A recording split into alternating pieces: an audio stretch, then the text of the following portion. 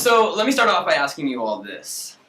Have you ever heard of someone mixing, give or take, 3 or 4 Red Bulls with a pot of coffee and then claiming that they can do something outrageous, like hear colors? Well, as outrageous as it may initially seem, it isn't necessarily impossible. Or, let me ask you this. When hearing a good song or something that's been stuck in your head, whether that be the beat or the lyrics, you may find yourself getting goosebumps. Why?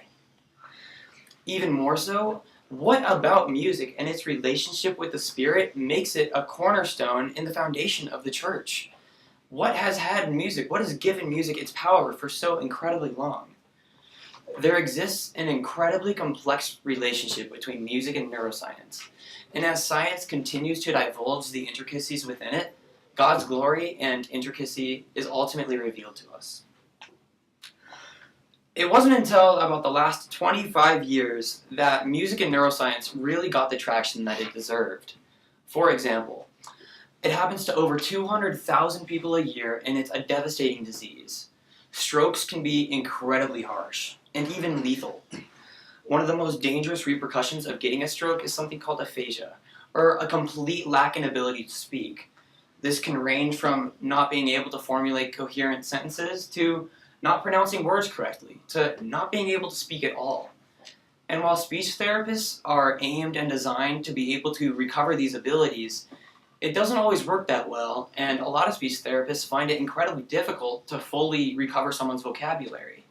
Yet, despite the fact that these people may not be able to speak it, it was actually found that they can instead sing it. When providing songs that these patients were familiar with, they were able to speak it as if they didn't have a speech impediment in the first place. And even more so, when they couldn't portray ideas or were at a lack of words, they were able to sing a song and able to get a point across. So, trillions and trillions of neural connections exist in your brain, yet you only use, give or take, 100 billion. A little bit of that 100 billion consists of every word you've ever heard, every word you've ever said, everything you've ever touched, everything you've ever tasted. And it doesn't fill it up nearly to the max. So, if you have a connection in your brain for everything you've ever seen, touched, heard, tasted, or smelled, why do you still come across that occasional situation when you're writing an essay and you can't remember that perfect word? Well, think of it this way. If I asked any of you guys to recite every book you've ever read to me, you may struggle. In fact, you may even find it impossible. At least in my case, I've read probably 20 books, including all the books that I've read here at school. And to be frank, even I couldn't do it. However, if I ask you if you have read a certain book, you would be able to answer yes or no just about immediately. But wait. There's more. In fact, what I would like is for one of you guys, any one of you guys, to come up here with me and try and recite the Star-Spangled Banner. I hate you. What's that? So, there's a little bit of a twist. Hey, really? What you can't do... Thank you. I want you to recite the Star-Spangled Banner, but the thing is, you can't sing the song at all. In fact, you can't even imagine the song in your head. Sound good? Would you like to come up? Nice try here. Sure. Sweet.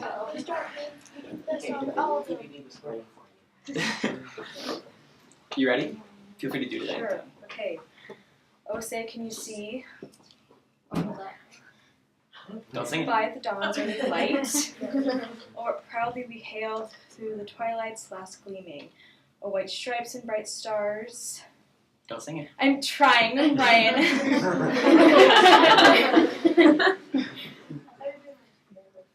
It's tough. It's very tough. Thank you. Would you all give a strong round of applause for our volunteer and another round of applause for our other volunteer that almost did it, Hayden. It's incredibly tough. And part of the reason is this specific string of neural connections created in your brain that are associated with this song have always been sung instead of spoken. So when you try and speak it, when you try and access these words, not only access them, but put them in the right order, it actually becomes very, very difficult. So when you sing it, you're actually able to bypass it as if searching never even existed. You're able to go straight to it. Hence why Annie defaulted to singing in her head to try and figure out exactly what she was trying to say. Because the specific neural connection is incredibly closely bonded with the song itself. Even with perfect words or trying to figure out every book you've ever read, it does the exact same thing. Music gets you right on the dot. However, if you're trying to figure out that perfect word, you may also find yourself describing what it means, describing what it sounds like, giving someone the first letter. All of these things ultimately helping get you in the right ballpark of the correct idea. The same thing with the book titles. All three of these things help actually access what you need, aka music is able to actually retrieve the thoughts you need at will when you can't do it on your own. However, it gets cooler than that. Despite the fact that music is incredibly effective when it comes to storing and retrieving thoughts, it also affects emotions and even your senses significantly. Something I decided to do relatively recently, in fact this spring, was create a song in the hopes of actually inspiring certain emotions. And I'd actually like to play this 1-minute little loop for you guys. The only thing that I would ask of all of you is to close your eyes. And within that, I would like you guys to tell me what you imagine, and within what you imagine, the colors that you see. Tell me the things that you feel. Sound good? You haven't even heard it. Alright.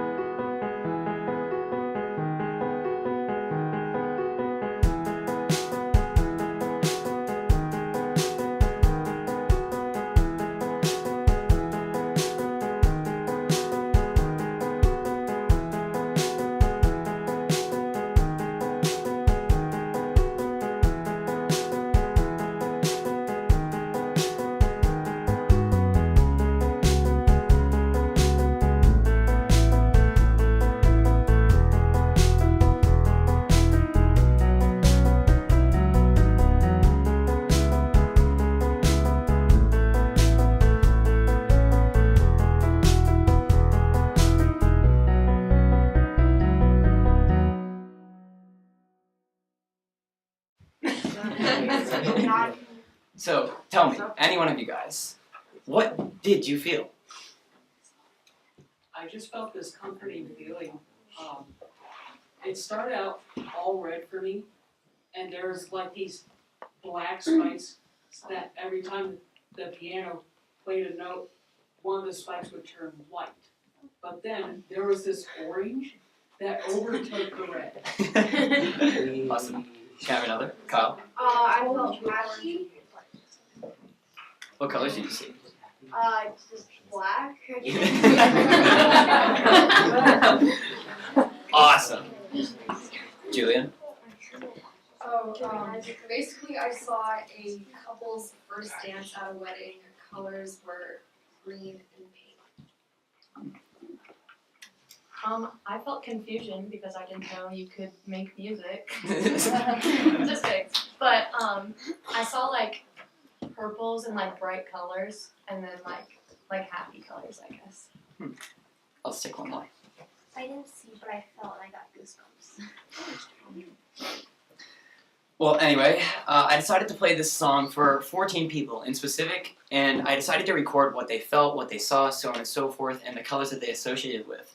And it was universally reported that they felt happy, energetic, upbeat, or in the moment.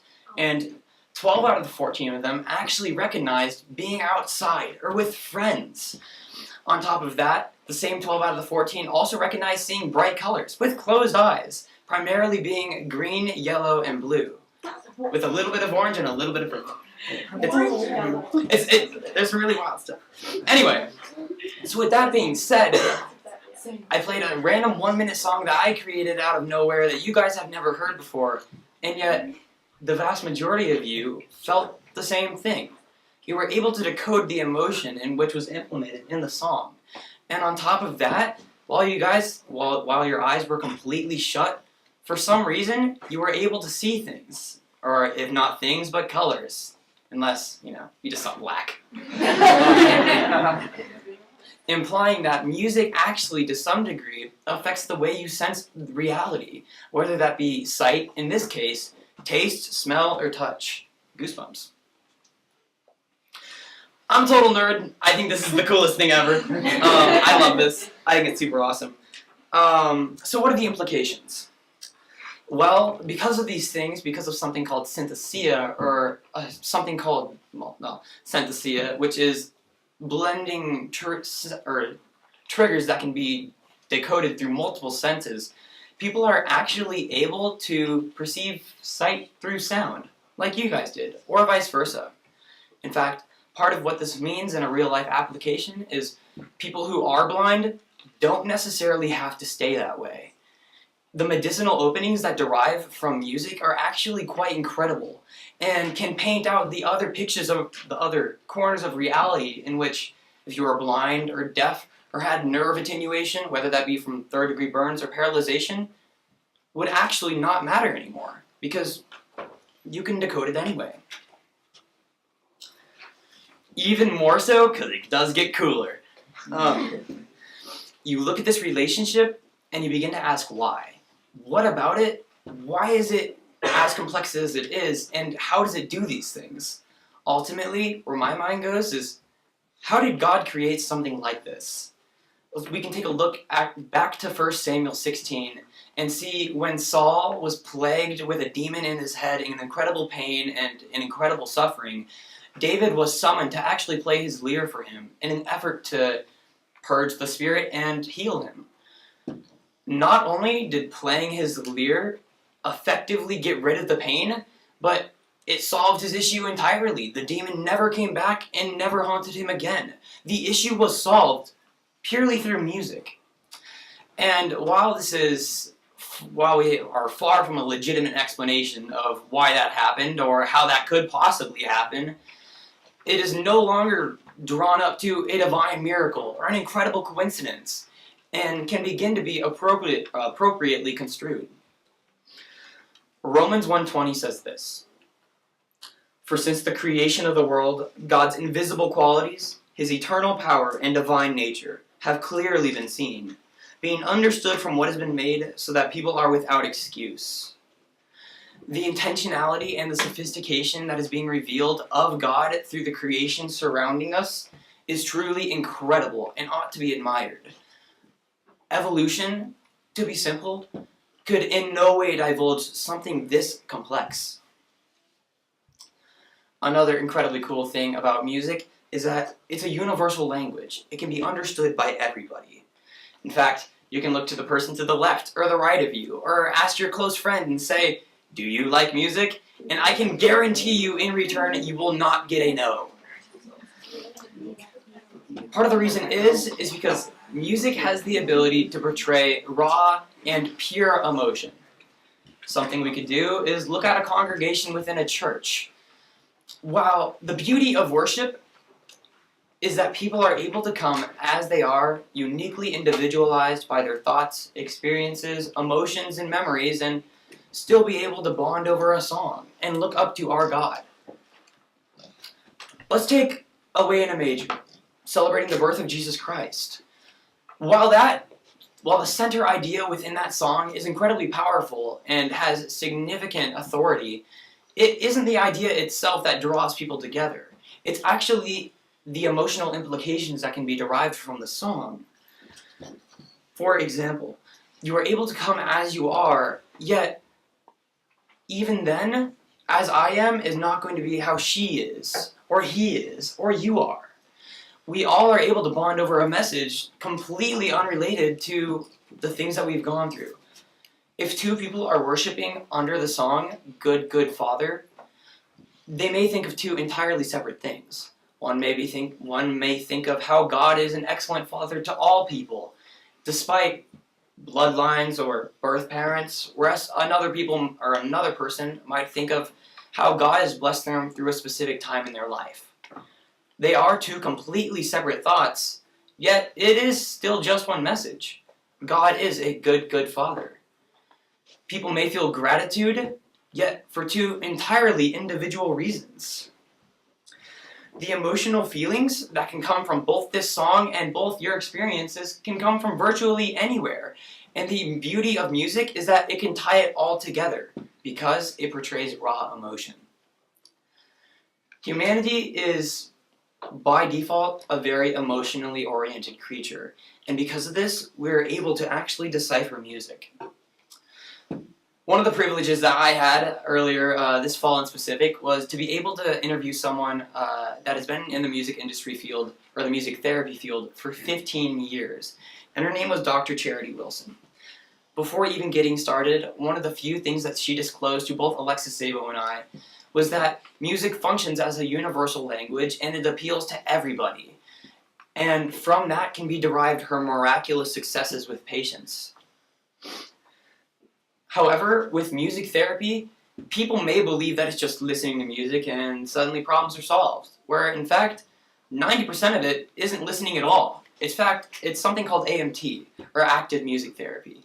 What that can look like is strumming a guitar or singing a song, or even hitting a drum incrementally to regulate breathing patterns, or getting people to stretch out for physical therapy, or even to stimulate, to even reach mental stimulation quotas.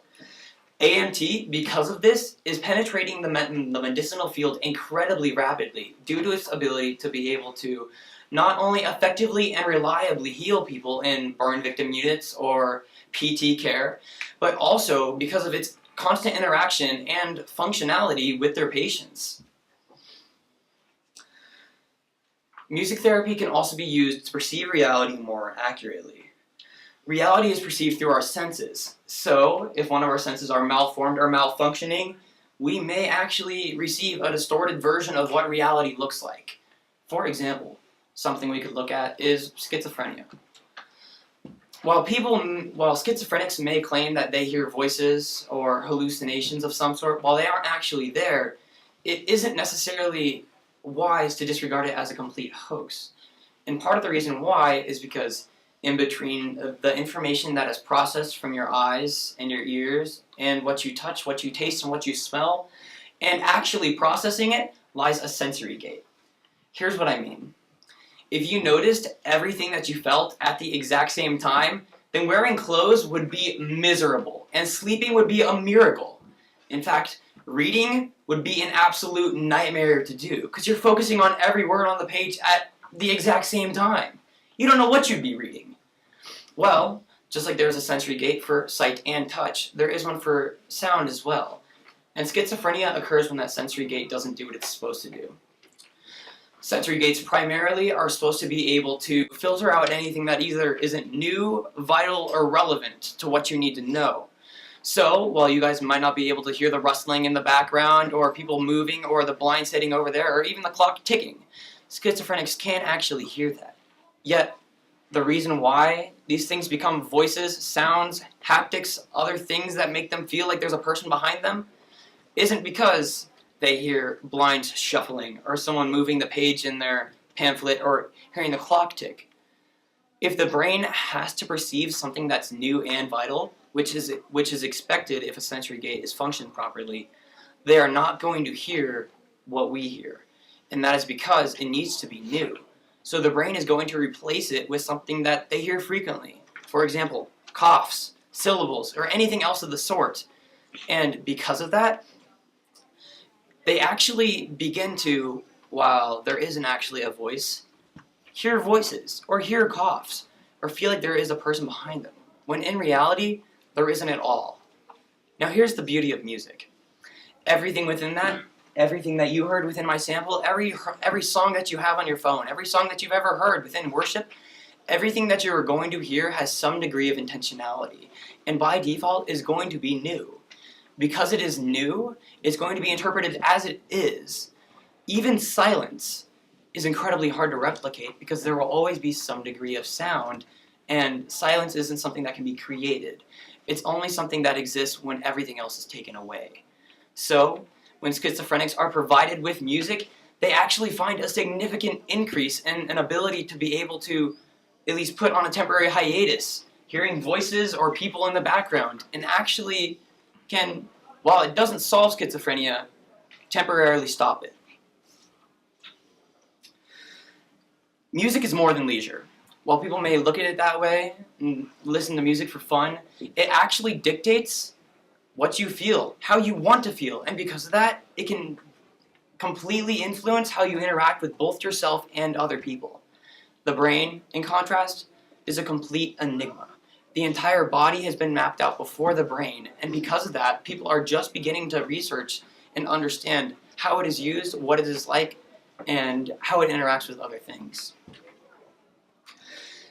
As this relationship is steadily traversed and understood, God's magnificent qualities is continually revealed to us. And because of that, we begin to understand the creation in which we have been made. Beautiful, complex, intricate, sophisticated, and revealing to just how magnificent our Father actually is. I think Psalm 139, verse 14 puts it best. I praise you because I am fearfully and wonderfully made. Your works are wonderful, and I know that full well. Thank you.